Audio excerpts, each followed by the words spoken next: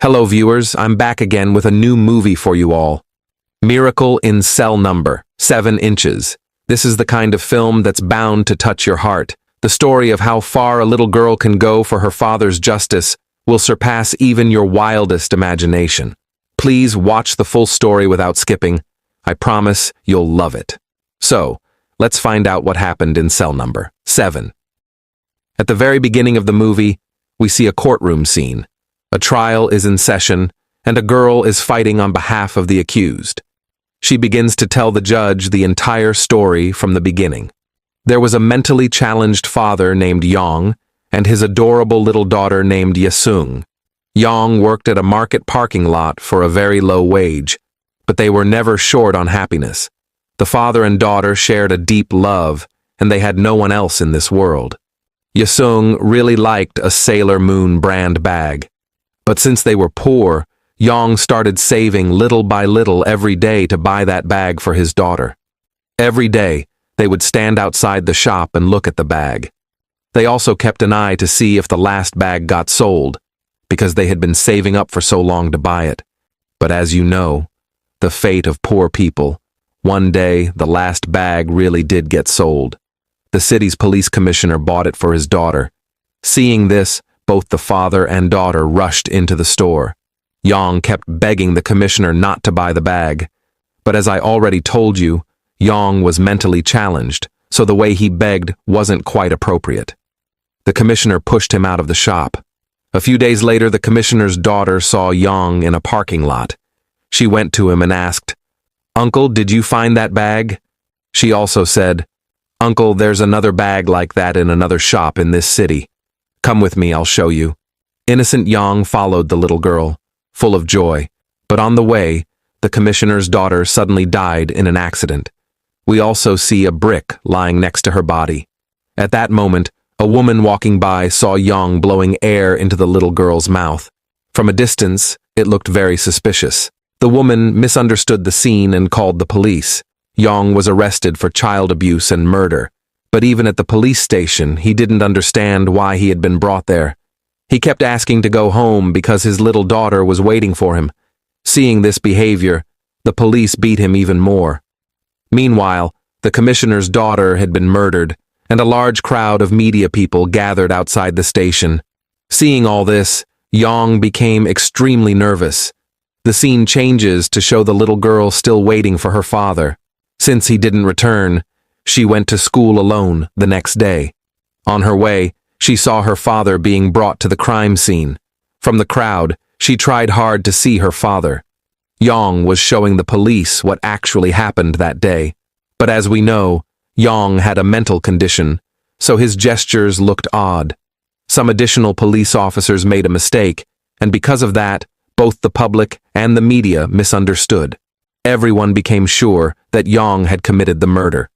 Yong was taken away in front of his daughter, and since he was found guilty in the preliminary trial, he was sent to jail. But poor Yong still didn't understand what was happening to him. Inside the jail, he saw a phone and tried to call his daughter. But since he was accused of a heinous crime, even the police superintendent despised him. So instead of letting him make a call, they beat him again. He was then sent to a specific cell, and that was cell number 7. Which is also the movie's title. There were already 5 other inmates in cell number 7. When the other prisoners found out that Yong was there for doing something bad to a child, they beat him severely. Meanwhile, Yesung couldn't wait for her father anymore. She wrote him a letter and left it at the door before going to a children's shelter, because she didn't know when her father would return. The movie also beautifully portrays the harsh realities of prison life. While some parts may seem funny, they reflect the truth. For example, the inmates would secretly pass things inside the jail using footballs, avoiding the guards' eyes. One day, the other inmates' view of Yong changed completely. During a gang fight, Yong risked his life to save the cell's leader. He got seriously injured in the process. Grateful, the cell leader asked Yong, "What can I do for you?" Yong replied, "I just want to see my daughter Yesung." So the cell boss arranged to bring Yesung into the jail by hiding her in a music group's entourage. Initially, the other inmates didn't approve of this at all. But Yesung's sweet behavior and the pure love between father and daughter melted their hearts. However, they couldn't return Yesung in time, so the group left without her. Yesung came back to cell number 7 again, but this time, the other inmates were very scared. They knew they could face serious punishment. Still, this little moon-faced girl stole everyone's hearts, and she stayed in cell number 7 with them. When the guards came for inspection, the way they hid Yesung was hilariously absurd. Again, an attempt was made to get Yesung out of the prison, but this time, the wrong music group showed up, not the one from the previous day. So this attempt failed too. Meanwhile, the jail superintendent was reviewing pictures from the previous day.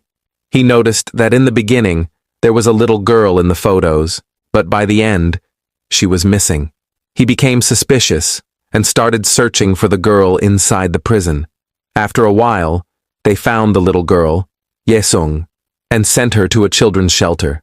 After that, Yong was severely punished. He was beaten severely. After that, he was locked up in a special cell. A few days later, a fire broke out in the prison because of one of the inmates. The prison chief tried hard to save that inmate, but when he went to save him, the chief himself got trapped in the fire. Yong risked his life to save the prison chief. When he was taken to the hospital, Yong kept begging the doctor, "Please, doctor, save the officer." When the prison chief regained consciousness, he learned everything. And for the first time, he began to doubt whether Yong was really the criminal. The doctor also said the same thing. "I don't think this kind-hearted man could ever commit any crime. And doing something bad to a girl the same age as his daughter? That's impossible." Altogether, the prison chief started investigating Yong's case personally. On the other hand, Yesung's teacher Lee asked her, "Why don't you come to school regularly?" The little girl Yesung then took her teacher Lee to the prison to meet her father. From the very first glance, the teacher realized that Yesung's father wasn't a criminal. Rather, he was mentally challenged. She couldn't imagine how a person who loves his daughter so deeply could do something bad to another girl of the same age. She simply couldn't believe it.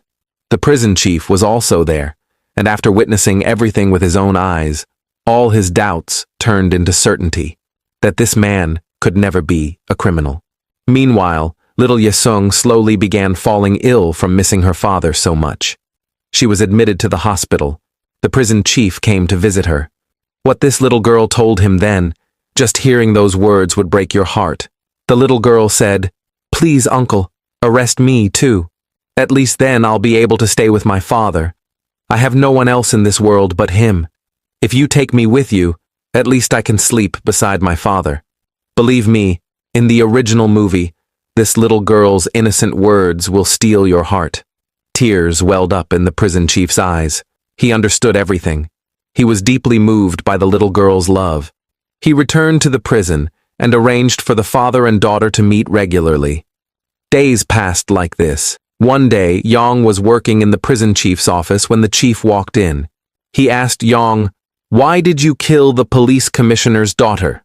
What Yong replied was not shown. But from the chief's expression, we understand that Yong must have said something that the chief was not prepared to hear. Then the prison chief began to investigate the case even more deeply. He found out that the statement Yong had supposedly given was actually fabricated by the police. Because Yong was mentally challenged, there was no way he could give such a detailed and precise statement. He realized that Yong had been framed. The prison chief began to feel a strange affection for this helpless father and daughter. He himself started taking Yesung to meet her father Yong. Meanwhile, the other inmates in the cell also developed a deep affection for Yesung. She became the light of cell number 7 and the reason for everyone's happiness. Little Yesung would teach everyone. Those who couldn't read or write, she would help them learn. One day, Yesung secretly brought a mobile phone into the cell. With that phone, she helped one of the inmates talk to his newborn child. Hearing his baby's voice, the father was overwhelmed with emotion. Unless you watch the original movie, you can't understand how joyful that moment was. Anyway, Yesung and Yong had now become the most loved people in that jail. There wasn't a single person who didn't love them. The inmates tried to figure out what had actually happened that day. Later, they understood the whole incident. That day, it was extremely cold, -18 degrees Celsius. Water on the road had turned to ice and was very slippery. As Yong was following the commissioner's daughter, he slipped and fell, so he fell a bit behind. From a distance, he noticed that the commissioner's daughter also slipped and fell ahead of him. But along with the sound of her fall, there was another sound, the sound of a brick falling on her head. It was a complete accident. Then the prison cell boss asked Yong, "Then why did you remove that little girl's pants?" Yong replied, "At my workplace, we had been taught through safety instructions that when someone falls unconscious, you must loosen their clothes so blood can circulate properly. That's what I did. I was trying to save that little girl." Then the scene returns to the present, the courtroom, where the case is still being heard. The female lawyer supporting this case brings in all the inmates from cell number 7 as witnesses. She wants to record their testimonies. The opposing lawyer questions the judge. These are all criminals. How reliable are their testimonies? Then the boss of the cell addresses the lawyer and says, "Where in the law is it written that people who have served time forget how to tell the truth?" It's a simple line, but its depth is immense. Because even after many criminals serve their punishment, society still looks at them with hatred. In truth, we should hate the crime, not the criminal, at least not the one who has already served their sentence. If you agree with this, let me know in the comments. Even if you disagree, let me know. After that, the prison chief is brought to court to testify. He starts speaking. "I re-investigated the entire case and went to the police commissioner with my findings. The commissioner rejected everything I had discovered, and I saw in his eyes deep hatred and a thirst for revenge. And the one who became the victim of that was this innocent man." All the prisoners in the jail signed a blank sheet in favor of Yong, hoping it would help set him free. But when the prison chief handed those papers to Yong's lawyer, the lawyer said they wouldn't be of any use. On the day of the final verdict, the police commissioner illegally took Yong into a separate room and beat him brutally. He threatened Yong, saying if he didn't confess to the crime, they would kill his little daughter, Ye Sung. So the simple-minded man, instead of repeating what his friends had taught him to say in court, confessed to the crime. As a result, the court sentenced him to death. Even after witnessing all this, Yong's lawyer remained completely silent, making it obvious that he, too, was working for the commissioner.